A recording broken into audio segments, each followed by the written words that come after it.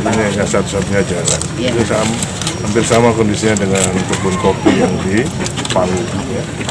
Saya kira ini ia memutus, tapi kalau secara teknis tidak terlalu sulit untuk kita benahi, kita perbaiki. Hanya cari jalan alternatifnya yang susah. Jadi saya ingin sementara kan saya ingin jembatan gantung supaya ada akses, kemudian jembatan yang permanen kita bikin mulai besok. Upaya jangka panjang? Ya itu.